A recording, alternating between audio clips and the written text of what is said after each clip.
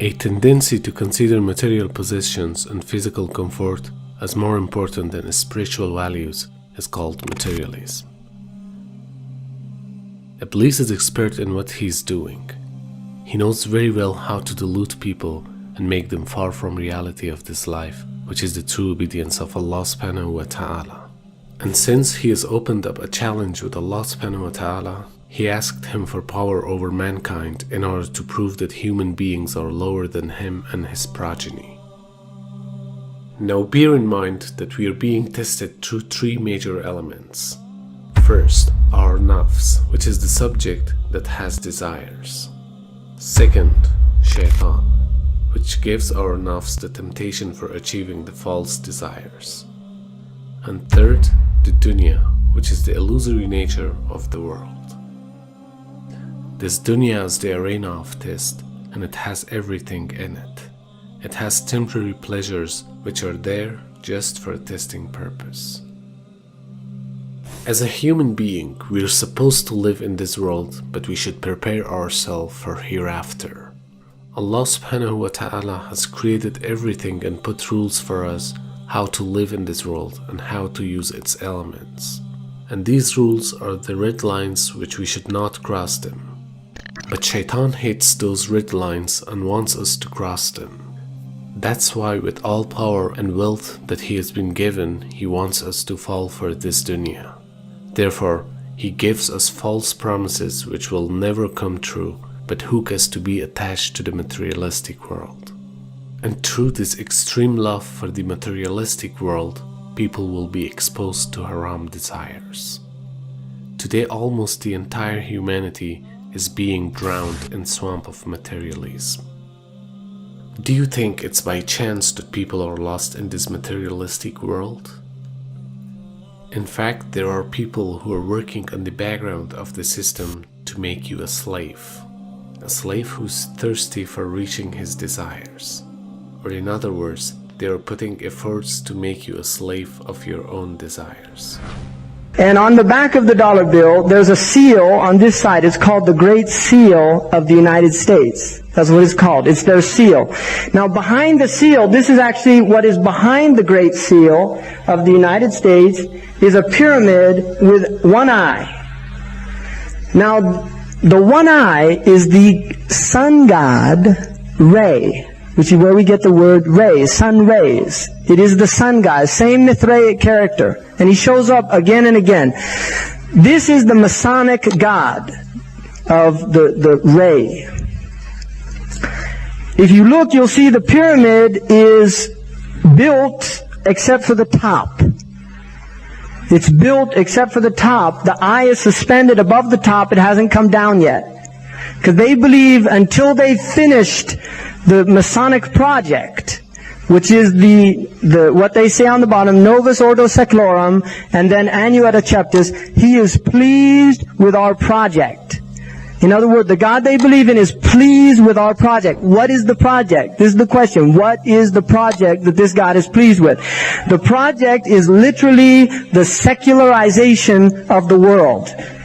To completely strip the world from religious beliefs. This is the project, and that is why it is called Novus Ordo Seclorum, a new secular or worldly order. If you translate that into Arabic, it would be a Nizam al-Alami ad-Dunyawi. Not al-Jadid. It would be ad-Dunyawi.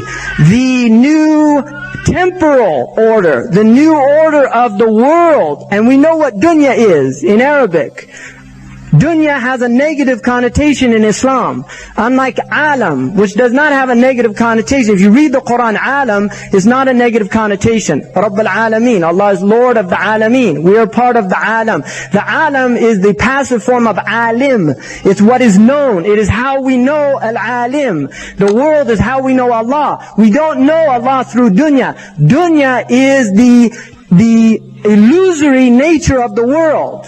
It's the gharura. It's the aspect of the world that deludes you, thinking that you're permanent, thinking that you can transgress, thinking that you're independent from Allah. This is the dunya. This is why the wife is not considered dunya, and the husband for the wife is not considered dunya. And food in order to keep your body healthy is not considered dunya. Money in order to work and spend on the halal and do your responsibilities, none of those things by Islamic understanding are considered dunya. Dunya is the illusory element of the world. It's that element that takes people away from the akhirah. And this is Shaitan's game. Shaitan's game is to take people away. Shaitana means to make distant. Dunya is near. He makes us feel that dunya is what is close, not akhirah. Islam tells us dunya is distant. One of the root meanings of dunya is to reach out for grapes that you can never grasp. Because this is the nature of dunya. You will never be able to get it. It will always evade you. The Prophet ﷺ said in a hadith sahih that's in the Riyadh al-Salihin, he said, if the son of Adam, لو كان لابن آدم جبل من الذهب, if the son of Adam had one mountain of gold, he would only want a second one. لا يمنع فاء ابن آدم إلا تراب قبره. Nothing will fill, or لا يشبع ابن آدم. Ibn Adam will never be satiated. His mouth will never be filled except with the dust of his own grave. This is a deluded person. لا يغرنك بالله الغرور. Don't let the deluder delude you. Don't let the deluder delude you. Don't let him think that this dunya is what is important. The message of Islam is the akhirah is important. Because we are heading towards the akhirah. We are heading away from the dunya. The akhirah in Arabic is called ajila because it only is realized through the ajal. Everybody has an appointed ajal. Allah will not delay this ajal. Allah will not delay it. When it comes to the nafs, Allah will not delay it. This is what the shaitan wants to make people believe. This is what the dunya wants to make people believe. That when you go into the malls, right, in America, the malls literally are telling people there's no time. You see, it's like Disneyland. If you go to Disneyland, which is part of the importing of the American religion, Mickey Mouse is probably going to be with the idols in hell, burnt, like these other idols, because it's the seal of goodness in their deen. If you go to Disneyland in the United States, it says, you leave today and enter the world of yesterday and tomorrow. What is that? That's delusion. People live in the past and the future. Muslims are people live in the present. Right? We remember now. Dhikr is not remembering the past. It's remembering Allah, which Allah is reality. Allah has no past and no future. Allah is reality. This is what Muslims remember. We remember quite literally the presence of Allah subhanahu wa ta'ala. Al-Hadara huwa ma'akum aynama kuntum. Allah is with you wherever you go with His knowledge. This is the dhikr of the Muslims. We literally remember Allah subhanahu wa ta'ala. Right? We do dhikr to remember Allah subhanahu wa ta'ala. These other people drink liquor to forget Allah subhanahu wa ta'ala. Right? They want to forget because it's too painful. Once they start seeing things. They did a study, Omni magazine in the United States. 80% of, in this study, right, they love statistics. 80% of the people in their study that meditated, in other words, they closed their eyes, turn off the radio, turn off the TV, turn off the music. They closed their eyes, not to go to sleep, but just to still their thoughts. 80% had anxiety attack. This is true. And that's why they pump music in. Years ago, I was in England and there was a farm and and I heard this rock and roll music blasting. And I went with somebody to see what it was. It was a pig farm.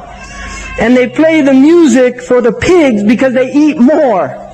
That's what the farmer told us. He said they eat more with rock music, they eat less with classical music. So they play rock music for them to eat more, to get fatter so they can sell them. This is what they do here. They play them all this music. They found, this is not a joke. When you go into store, I don't know, do they do this here? They play music in the stores? You know why they do that? They did studies and found people stay longer. They graze like animals. Allah says, "Hum kal an'am." They're like cattle grazing. Bal hum adallu sabila. They're even more astray than cattle. Why? Because a cow, if it sees a car coming for it, it's going to get out of the road. I mean, the cow is not going to hang around, right? But these people let them literally slaughter them. They go to the slaughter singing. Like the people, really, and you said this before, the state of the world right now, we're like, you know the Titanic? The Titanic, this is what we're on. We're on the Titanic. Welcome to the Titanic. We're on it. And they're driving it. Oh, the Muslims are downstairs in the hull. We're not even on the deck. We're in the hull. And they're driving it. And they're headed right for the iceberg. And they're saying, this is an unsinkable ship.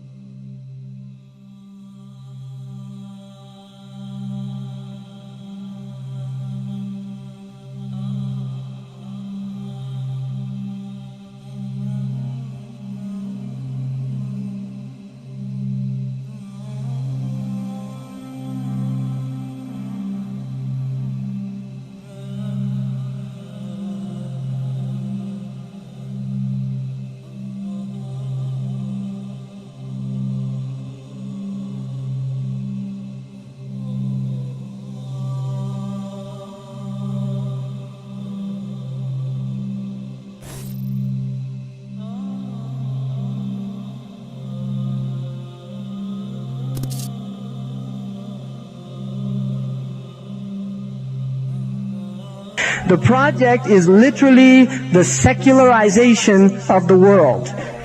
To completely strip the world from religious beliefs. This is the project, and that is why it is called Novus Ordo Seclorum. Novus Ordo Seclorum. Novus Ordo Seclorum. We have people addicted to these things. They're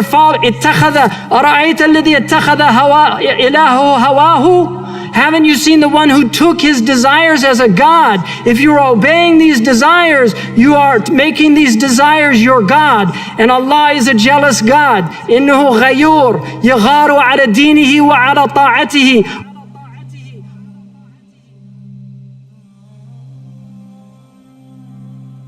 Before the rise of materialism, people used to put time for real values of life. They were focusing more on morality and obedience to God. But today even Muslims are falling for this trap.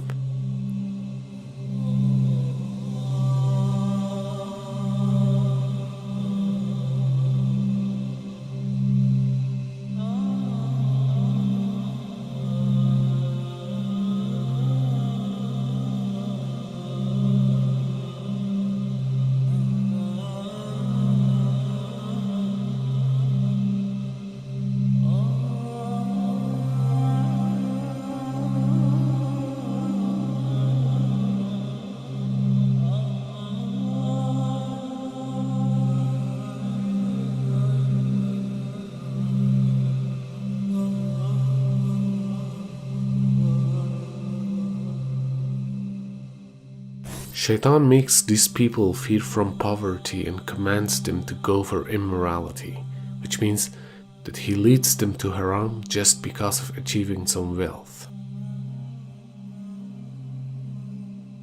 For this group of people, Shaitan offers the worldly pleasures and convinces them that they deserve to achieve those desires, making them busy with the dunya until they leave this world. These are the people who sell their souls in exchange for wealth, power, or fame, and they must do whatever the system wants from them to do. Shaitan promises you for gaining wealth, fame, and power, and pulls you to the downhill of materialism. But at the end, you will be the one who is under the heavy debts from those who run the system.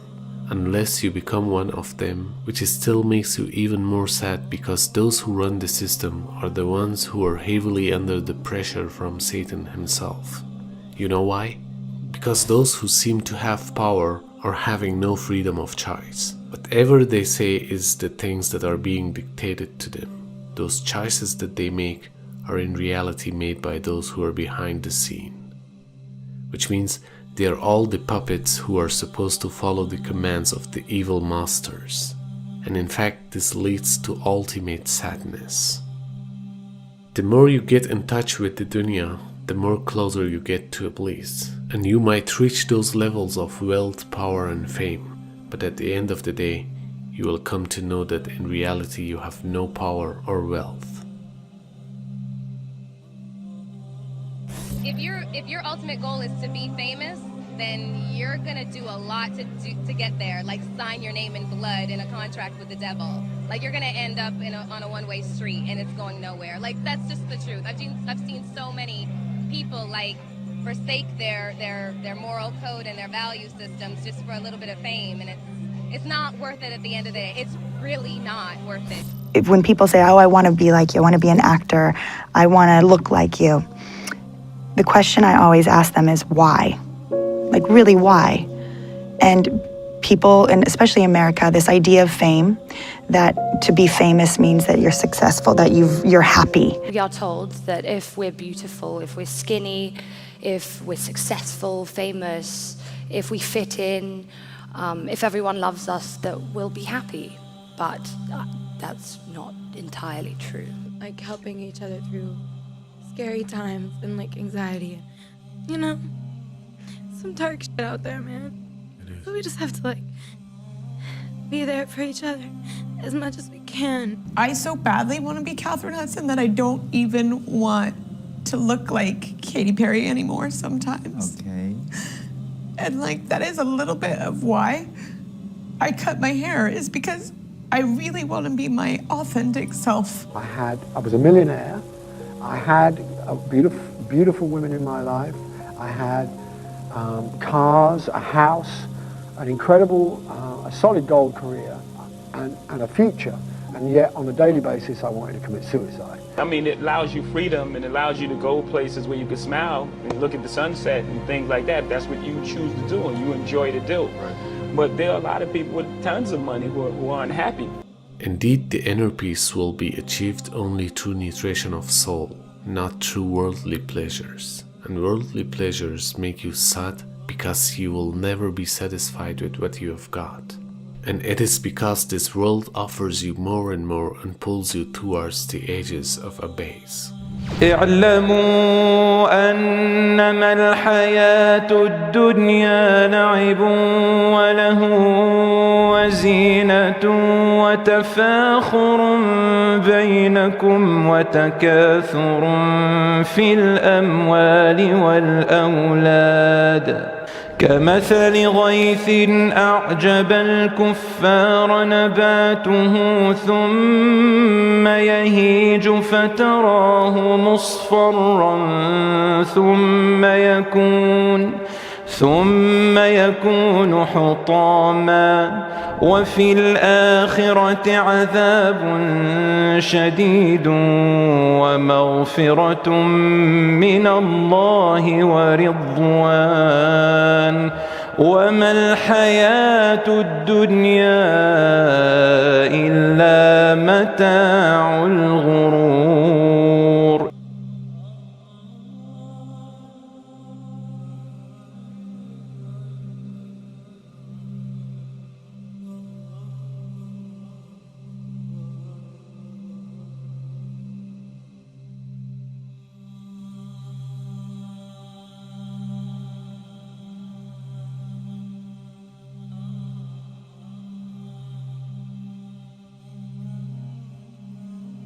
We dedicate all of our life on these illusory desires which will never bring satisfaction, because everything is illusion. And that's how we forgot to feed our soul. Or in other words, we have no time to concentrate on our soul because this system is cleverly designed to keep us attached to this dunya. And that's exactly the reality of this test. You can either focus on this dunya or focus on hereafter. And the choice is yours.